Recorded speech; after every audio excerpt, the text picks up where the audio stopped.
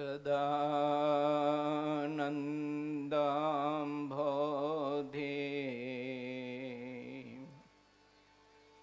સ્મિતરુચિરપૂર્ણેન્દુવદન પ્રફુલ્લાંભોજન્મ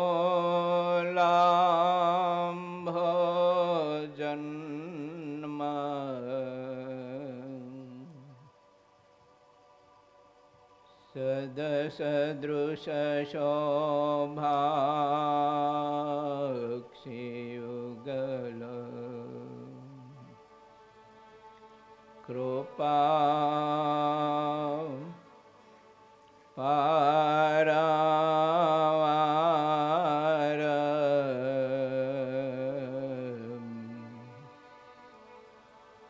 હિત સકલ જીવાતિ સુખદો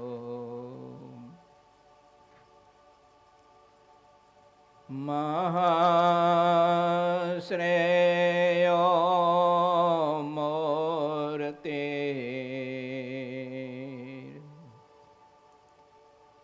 જયતિ સહિ નારાયણ મુનિ જયતિ સહિ નારાયણ મુનિ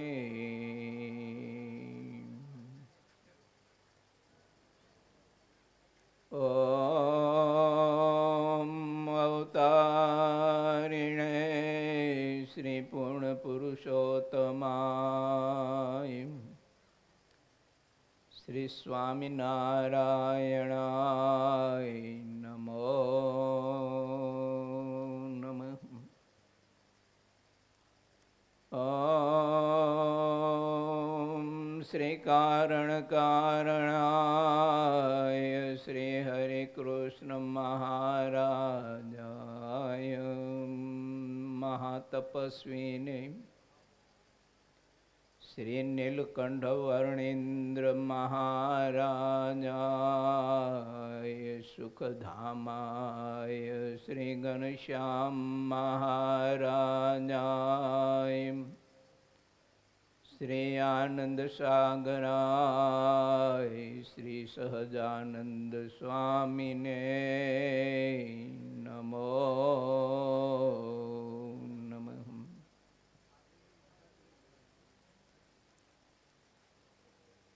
વિક્રમ સંવત 2082 માગશર વદ નોમ તારીખ 13/12/2025 શનિવારનો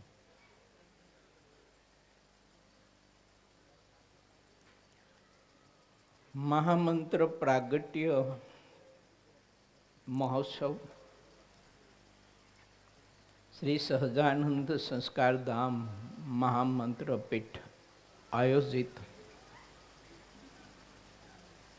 આ સંસ્થાના સંસ્થાપક પ્રેરક મહોત્સવના પ્રેરક અને શિક્ષાપત્રી જેવા પવિત્ર ગ્રંથના વક્તા અને આપ સૌ કોઈના મોક્ષના આધાર સંત ગુણયુક્ત જેમણે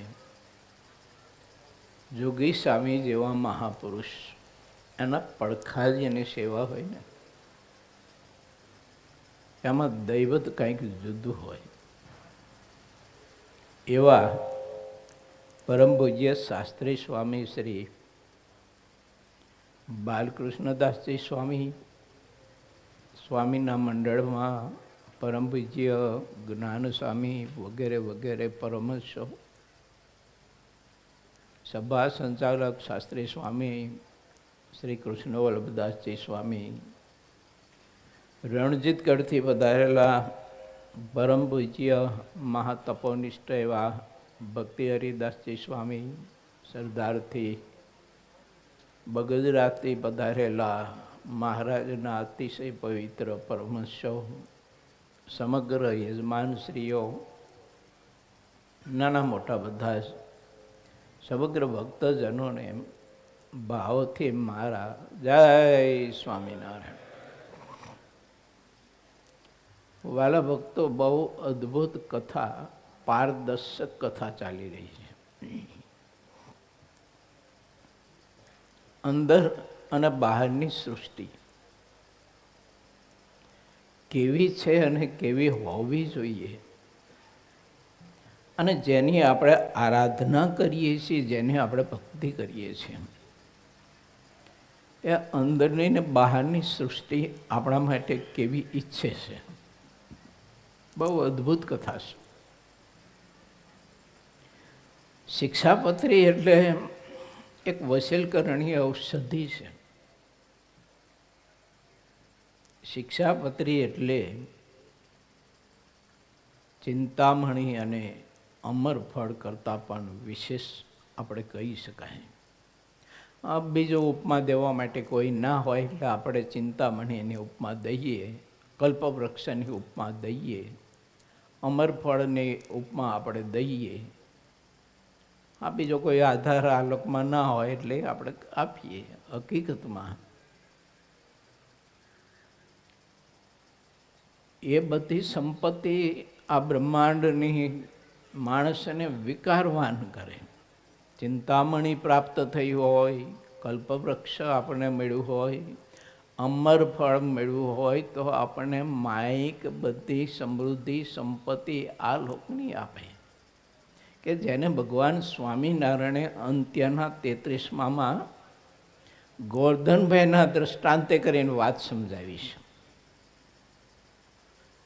કે ગોવર્ધન જેવો સમાધિનિષ્ઠ પુરુષ હોય અને જો પદાર્થનો જોગ કરવા લાગે, મહારાજ કે એનો ઠાર ન રહે. આવા મણિધરોની જો વાત ભગવાન સહજાનંદ સ્વામી મારા તમારા હૃદય સુધી પહોંચાડતા હોય ને મૂકતા હોય, તો પછી ડેંડા જેવા હોય એની તો હું વાત કરી. આપણે એને વિષયો પીખી નાખે. સ્વામી બહુ અદ્ભુત વાત શિક્ષાપત્રી ભાષ્યના આધારે સતાનંદ સ્વામીની કલમે ભગવાન સહજાનંદ સ્વામીએ માનવ સમાજને માણસ જાગે અને રાત્રે પહોંચે ત્યાં સુધીની એને દિનચર્યાઓ, એના વિચારો, એનો આહાર, એનું દર્શન એટલે કે દ્રષ્ટિ, સ્પર્શ, આ વગેરે વગેરે કેવું હોવું જોઈએ.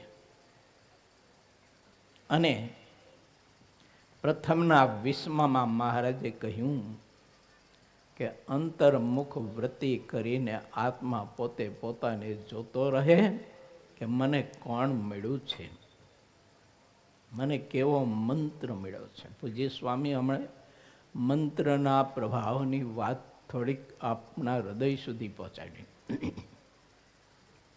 સત્સંગી જીવન, શિક્ષાપત્રી, વચનાબદ્ધ ગ્રંથ, હરિલીલામૃત, આપણા પરમહંસોના કલમે લખાયેલા અન્ય ગ્રંથોમાં આ મહામંત્રનો પ્રકાશ, એનો પ્રભાવ કેટલો અદ્ભુત બતાવ્યો છે. નહીં કેવળ મરદાને જીવતા કરે એટલા પૂરતો જ આ પ્રભાવ નહીં, પણ જીવતાને જીવતા શીખડાવે એ આ મંત્રનો પ્રભાવ છે. સ્વામિનારાયણ મહામંત્રનો જપ કરનારો આત્મા ચોક્કસ ને ચોક્કસ જો નામી સહિત મંત્ર જપ કરતો હોય, આવા કોઈ મોટા પુરુષના મુખ કમળ થકી જે મંત્ર દીક્ષિત વિનો હોય, જે મંત્રમાં તે મહાપુરુષોની તપસ્યા સાધના એનો પ્રભાવ જો એ મંત્રમાં હોય, અને એ નામ્ય સહિત જો મંત્ર જપ કરવામાં આવે, તો નહીં કેવળ કાળા નાગના વિષ ઉતરે, પરંતુ પંચ વિષયના વિષ પણ ઉતરી ગયેલાના ઇતિહાસો આપણા શાસ્ત્રોમાં પારાવાર લખાયા છે. અગણિત પારાવાર બધા પ્રસંગો લખાયા છે. વિષયના, સર્પના, તો ઝેર ઉતર્યા. પરંતુ વિષયના ઝેર તો એ કાળા સર્પ અને વીછીના ઝેર કરતા ભયંકર છે મારા બાપ. જોવો ને ભાગવતની અંદર શુક્રાચાર્યની દીકરી દેવયાની બાપના આશ્રમમાં પણ લઈને નક્કી કરીને બેઠી હતી કે જીવંત પર્યંત પરમાત્માની આરાધના કરી અને પરબ્રહ્મને પ્રાપ્ત કરવા છે. પણ ખબર નહીં, બૃહસ્પતિનો દીકરો કચ્છ શુક્રાચાર્યજી પાસે સંજીવની વિદ્યા અભ્યાસ કરવા માટે આવે અને ખબર નહીં, અને આ શુક્રાચાર્યની દીકરીને આંખમાં રૂપ ગરી ગયું. એ રૂપે એના અંતરમાં કચ્છનો આખો આકાર ખરો કરી દીધો, અને એ આકારે આ નિર્વિકાર માર્ગે ચાલનાર આત્માને વિકારવાન બનાવે. ભાગવતજીમાં ભગવાન વ્યાસજીની કલમે બહુ વિસ્તારથી કથા લખાણીશ. આટલો વિકાર કાઢવા માટે કેટલા જન્મ, કેટલો કાળ, કેટલો સમય વ્યતીત થયો. પછી તો કથા બહુ વિસ્તારથી છે, પણ આપણે એમાં જોવું નથી. વાત છે આપણી પંચદિનાત્મક શિક્ષાપત્રી ભાષ્યની કથા આપણી ચાલી રહી છે. સ્વામી જેવા અનુભવી પુરુષના મુખ કમળથી આ અમૃત એનો આપ સમગ્ર ભક્તજનો પાન કરી રહ્યા છો.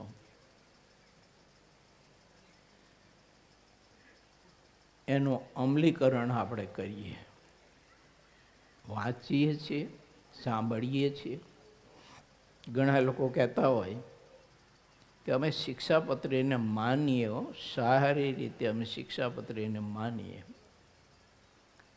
અમે સ્વામિનારાયણ ભગવાનને માનીએ. બહુ સારું, શિક્ષાપત્રીને આપણે માનીએ, ભગવાન સ્વામિનારાયણને માનીએ, બહુ સારું. પરંતુ ભગવાન સ્વામિનારાયણનું જો આપણે માનીએ અને શિક્ષાપત્રીનું જો માનીએ ને, તો મારા બાપ એ સર્વોત્તમ ને સર્વશ્રેષ્ઠ છે. ઉત્તમમાં ઉત્તમ પરિણામ લાવે, મુમુક્ષુમાંથી અનાદિ મુક્ત સુધીની સ્થિતિએ પહોંચે. આ મહામંત્રમાં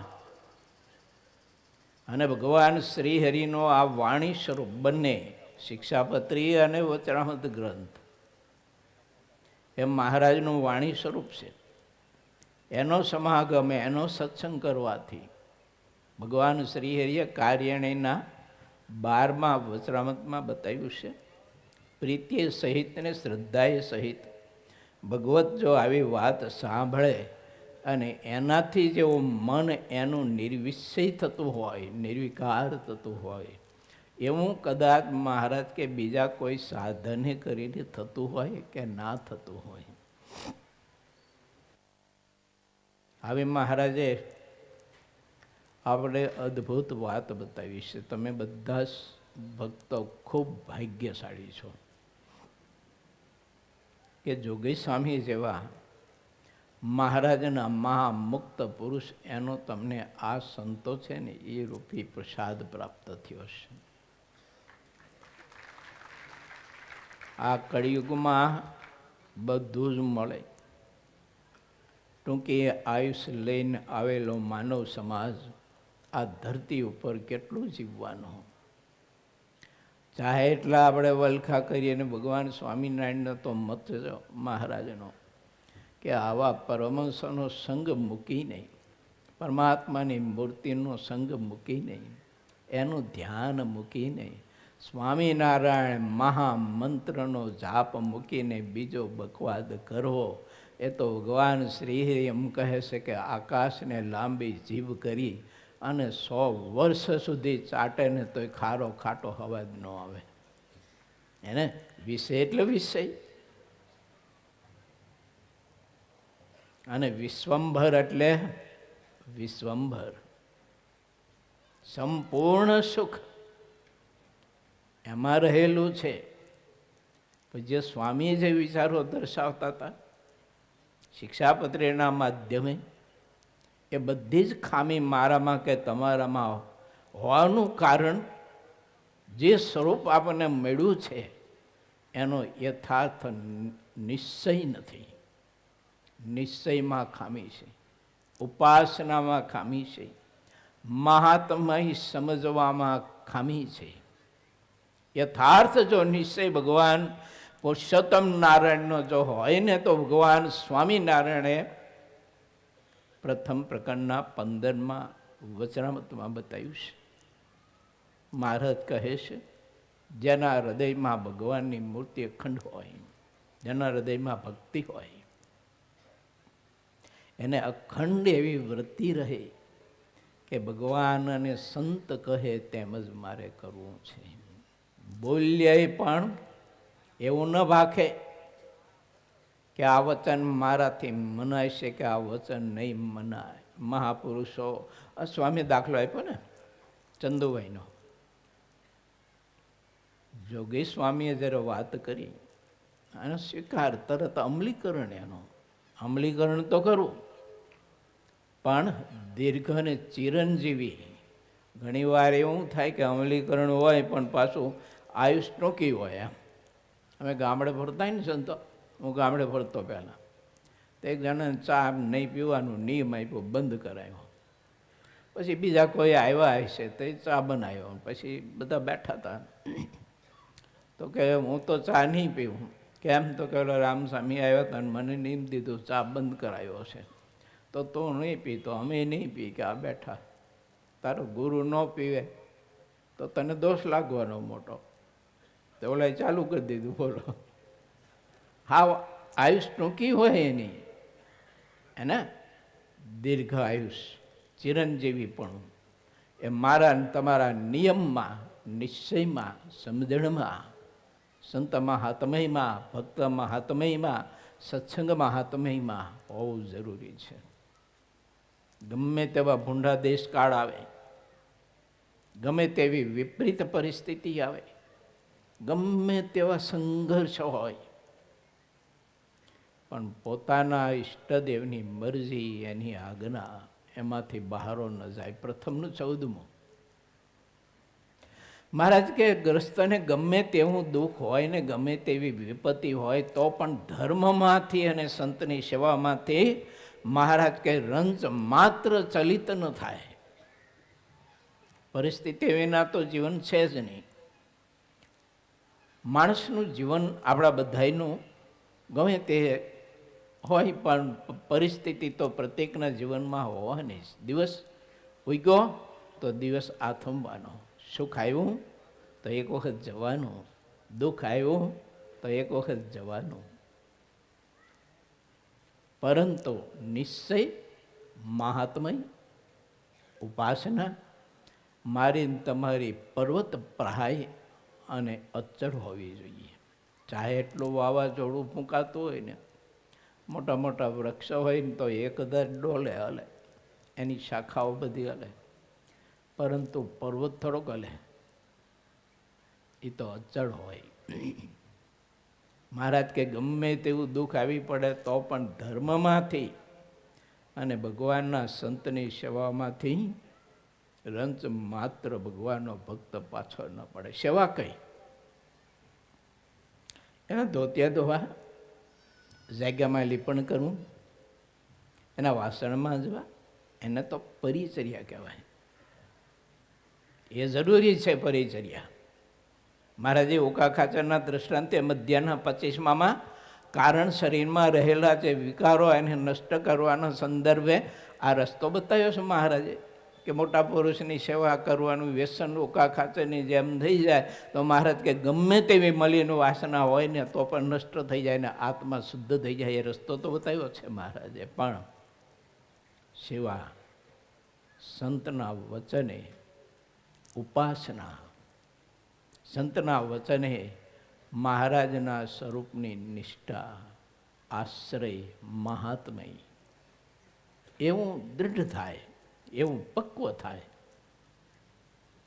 એના માટે આ બધા મહોત્સવ હોય છે. મહારાજે લખ્યું ને પ્રથમના 3માં જન્માષ્ટમી, રામનવમી, આદિક વ્રતના વર્ષ ઉત્સવ અમે કરીએ છીએ. શા માટે કરીએ છીએ?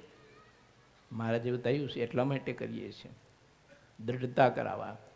એમાં કોઈ જીવ, કોઈ એવો પાપી અજ્ઞાની આવ્યો હોય, આમાં અવસરનું દર્શન, આ સંત દર્શન, અરે સંત દર્શન, મહોત્સવ દર્શન આપણે બાજુ પર મૂકીએ, પણ અહીંયા આવી અને એક મુઠ્ઠી ભરીને કે ચપટી ભરીને બુંદી ખાઈ ગયો હોય ને તોય ભગવાન સ્વામિનારાયણ એનું કલ્યાણ કરે અને મોક્ષના સિક્કા મારી દે ને, એ તો ઇતિહાસ છે આપણા સંપ્રદાયમાં, પારાવાર છે. એમ એક બે નથી ગઈ. મહારાજ એકદમ રાજી થયા ને તે ચણ નાખતા તો ઓલા પક્ષીઓને, કબૂતરાઓને. તે સુરજબા હતા તો મહારાજને પૂછ્યું કે મહારાજ આ પક્ષીઓનો કેવા ભાગી છે? કે અક્ષરાધિપતિ પુરુષોત્તમ નારાયણના હસ્તકમળથી આ નાખેલું અનાજ એને ચૂંગવા મળે છે. મહારાજ કે બધા સત્સંગમાં જન્મ ધારણ કરશે ભુજમાં, કચ્છ ભુજમાં, એવું વચન આપ્યું મહારાજે.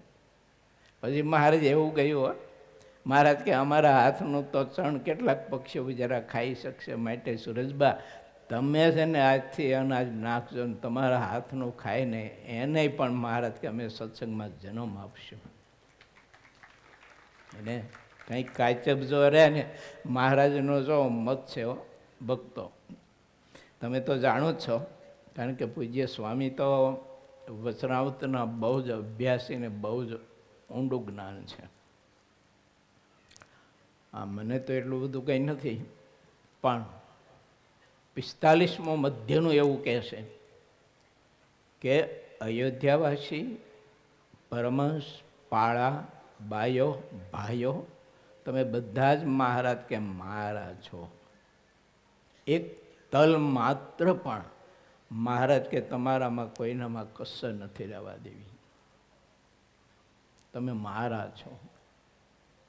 તમારા માટે હું આ ધરતી ઉપર આવ્યો છું અને તમારા માટે મારી મૂર્તિમાં અખંડ જે રત રહેતા હોય, રસબસ રહેતા હોય, જેને એક આંખનું મટકું મારવું હોય ને મૂર્તિનું દર્શન મૂકીને તો અતિશય વસમું લાગતું હોય, મહારાજ કે એવા મારા પરમહંસોને આ ધરતી ઉપર હું મૂકું છું તમારા માટે. નહીં એના માટે જીવન નહીં. તમે તો આમાં ઘણા બધા વડીલો હશો, તો વડીલો તો બધે અનુભવ્યું હોય છે ને, જોગી સ્વામીનું જીવન બધે અનુભવ્યું છે. ઘણા બધા સ્વામીએ તો ખૂબ અનુભવ્યું છે. દેખાય આપણને કે આ પુરુષ કોઈ પોતા માટે નથી આવ્યા, આપણા માટે છે. આવો સત્સંગનો મને ને તમને દિવ્ય યોગ પ્રાપ્ત થયો છે ભગવત કૃપાથી. કેટલો પુરુષાર્થ, કેટલો દાખલો, સ્વામીની આટલી ઉંમર, શરીરમાં કેટલી બધી તકલીફ, કેટલું વિચરણ સત્સંગમાં. ઘણી વખત તો હું અમારા સાધુને કહું, અમારે બપોરની ગદા, મેં કીધું સ્વામી જેટલું વિચરણ કરવું એ તો કીધું બીજાનું કામ નહીં. એટલું સતત ને સતત વિચરણ સત્સંગમાં. શેના માટે? કોના માટે? શા માટે? એટલા માટે કે કોઈ આત્માને અક્ષરાધિપતિ પુરુષોત્તમ નારાયણ સમજાઈ જાય, એની વાત સમજાઈ જાય, એનો આદેશ સમજાઈ જાય, એ આત્મા ભવાટીમાંથી મુક્ત થઈ જાય. આના માટે મહાપુરુષોની બધી ક્રિયાઓ, એનું વિચરણ. ઘણી વખત આપણને એવું લાગ્યો, હું પહેલાં ગામડે ફરતો ને તે મને અમુક હરિભક્તો સામે કહેતા એવું કે આવતા હોય તો ગામડે કે અહીંયા બેઠા બેઠા પથરા ભાંગો હતો કે આવું કહેતા. હવે ખબર નહીં. હવે વાલા ભક્તો, આજનો આ વર્તમાન કાળ સમય ભગવાન પુરુષોત્તમ નારાયણ પોતે પ્રગટ મારી તમારી આમને સામને 24 કલાક. કદાચ આપણે આખો દિવસના થાક્યા હોય ને તો આરામ કરીએ, ઘસઘસાટ સૂઈ ગયા હોય, પણ એ પ્રગટ પુરુષોત્તમ નારાયણ તો 24 કલાક મારીને તમારી આમને સામને અડખે પડખે અખંડ અખંડ પ્રભુ જાગતો રહે છે. એ પરમાત્મા આપણે સૌ કોઈને પ્રાપ્ત થયા છે. એને આપેલો આ સત્સંગ અને એ પરમહંસોની કઠિન તપસ્યા અને એ મહાપુરુષોનો પુરુષાર્થ, આ સત્સંગ આપણે પ્રાપ્ત થયો છે. બહુ ભાગ્યશાળી છીએ. વધુ સમય નહીં લેતા આપનો બહુ સરસ મજાનો અદ્ભુત ઉત્સવ ચાલી રહ્યો છે. આ ઉત્સવમાં પૂજ્ય સ્વામીની આજ્ઞા કરીને દર્શન કરવા માટે આવવાનો આશો યોગ પ્રાપ્ત થયો. આ દિવ્ય સભા, આ પરમહંસો, આપ જેવા બધા મુક્તો, એનું દર્શન કરીએ ને મોક્ષ માટે એટલું કાફી છે. બસ એને હૃદય કમળમાં કાયમને માટે સંગ્રહીને આપણે રાખીએ, એનું મનન ચિંતન કરીએ. મહારાજે કહ્યું ને, શ્રવણ મનન ચિંતન કર્યા વિના, નિધિધ્યાસ કર્યા વિના સાક્ષાત્કાર ન થાય. આવું અદ્ભુત દિવ્ય દર્શન છે. બ્રહ્માનંદ સ્વામી એવું લખ્યું છે એક સભૈયામાં, બહુ મજાની વાત લખી છે. માણસ સાધના કરે ને તો બધું મળે એને. મિલત ભૌમિકો રાજ સાજ સુખ સંપત મિલત મિલત ઇન્દ્ર અધિકાર ક્રમ પદ વિધિકો અષ્ટ સિદ્ધિ પુની મિલત મિલત સંગ્રહ નવ નિધિકો સુત ભ્રાત तात વિનતા મિલે ખૂબ ખજાના નંગ હે કહે બ્રહ્મ મુનિ સબ હી મિલે એક દુર્લભ સત્સંગ હે. આ દુર્લભ છે, અને જે દુર્લભ છે તે પ્રભુ કૃપાથી ને મોટા પુરુષના આશીર્વાદથી આપણે સુગમતાથી પ્રાપ્ત થયું છે. માટે પંચદિનાત્મક શિક્ષાપત્રી ભાષ્યની કથામાંથી જે કંઈ પૂજ્ય સ્વામી પીરશે એનું અમલીકરણ કરવા માટે આપણે સૌ કોઈ પ્રયત્ન કરીએ. મહારાજને મારીને તમારી પાસે એ જ કરાવવું છે. મેં તમને કહ્યું ને કે એક તલ માત્ર પણ મહારાજ કે કસર નથી રહેવા દેવી. ના સમજ્યા, થોડું ઘણું રહી ગયું, ક્યાંક તણકલું ચોંટી રહ્યું. ઓલા અમદાવાદના ત્રીજામાં વડલાનું દૃષ્ટાંત મહારાજે આપ્યું ને, કે મોળ કાપીને ઉખાડીને નાખી દીધા હોય, પણ એક આંગળી જેટલી વળવાઈ જો ચોંટી રહી હોય ને તો મહારાજ કે આખા વડલાને લીલો રાખે. એમ ક્યાંક તણખલું વાળું થોડું ઘણું જો ચોંટ્યું રહ્યું હોય ને તો વડલો લીલો રહે ખરો, સુકાય નહીં. પણ આવા સત્સંગના યોગે કરીને, આવા મોટા પુરુષના યોગ્ય કરીને આત્મા તમામ ઉપાધિઓથી મુક્ત થઈ જાય એવો ભગવાનની કૃપાથી આવો સત્સંગનો યોગ પ્રાપ્ત થયો છે. આપ બધા ભક્તો ખૂબ ભાગ્યશાળી છો. નાની મોટી સેવા કરનાર, સ્વામીનો, મહારાજનો, સંત મંડળનો રાજીપો પ્રાપ્ત કરનાર સ્વયંસેવકો, માતાઓ, નાના મોટા બધા જ, એના ઉપર ઠાકોરજીની અધિક ને અધિક કૃપા વરસતી રહે. અને એક વાત, કાયમને માટે પ્રત્યેક ક્રિયામાં હાલતા ચાલતા ખાતા પીતા સ્વામિનારાયણ સ્વામિનારાયણ સ્વામિનારાયણ સ્વામિનારાયણ સ્વામિનારાયણ સ્વામિનારાયણ મંત્ર જપ કરવાનો અભ્યાસ કરીએ. આપણે બધા અભ્યાસ કરીને બધી સિદ્ધિ પ્રાપ્ત થાય. મધ્યનું 33મો વચનાવતી એમ કહે છે, કોવાના કાંઠાનું મહારાજે દૃષ્ટાંત આપ્યું છે. પથ્થર કઠણ હોય, દોરી નરમ હોય, નિત્ય પાણી સિંચવાથી એ પથ્થરમાં કાપા પડે છે. અભ્યાસ કરતાં કરતાં કરતાં આત્માને ટેવ પડી જશે, પછી ભજન કરવું નહીં પડે, ભજન થશે.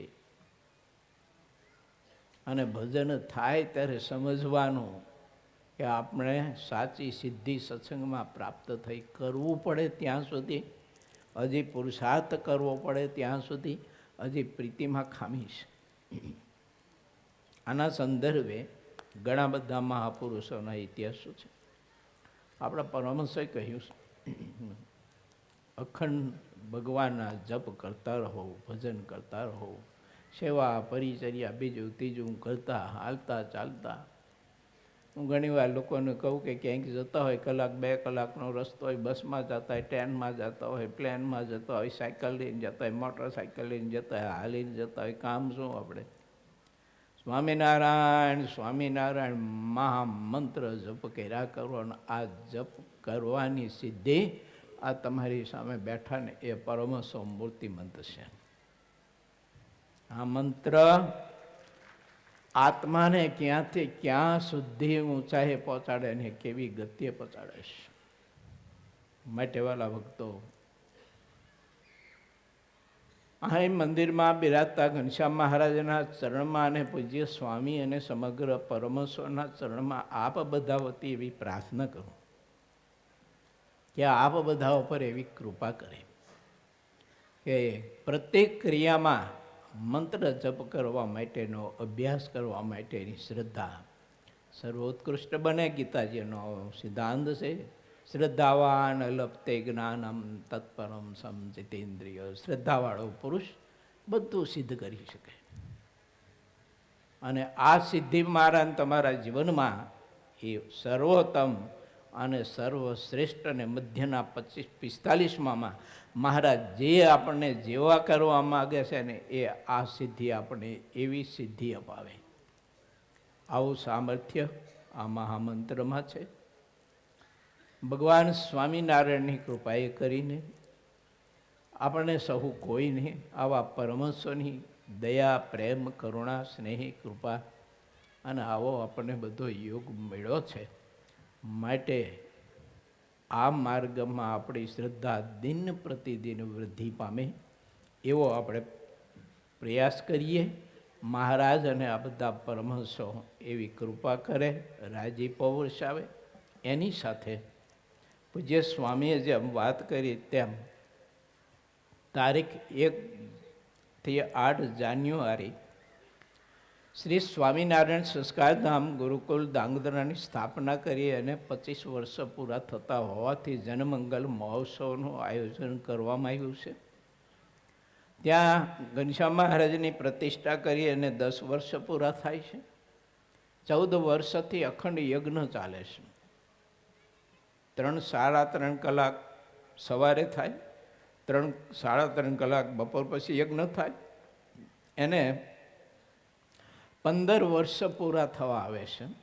તો આ ત્રિવેણી સંગમને લક્ષ્યમાં રાખીને જનમંગલ મહોત્સવનું આયોજન કર્યું છે, જેમાં સ્વામી અમ જેવા સાધુઓને બળ અને દર્શન દેવા માટે તો પધારવાના છે, વાણી પ્રસાદ આપવા માટે પણ આપ સમગ્ર ભક્તજનો પણ આ મહોત્સવમાં પધારી અને વિશેષને વિશેષ લાભ લઈ અને આવનાર પરમહંસો કથા કીર્તન વગેરે વગેરેનો આનંદ પ્રાપ્ત કરી અને હૈયા અને મહારાજની મૂર્તિથી ભરી અને જીવનને કૃતાર્થ કરવા માટે થઈને આ મહોત્સવમાં પધારશો એવું આપ સમગ્ર ભક્તોને જાહેર આમંત્રણ પાઠવું છું.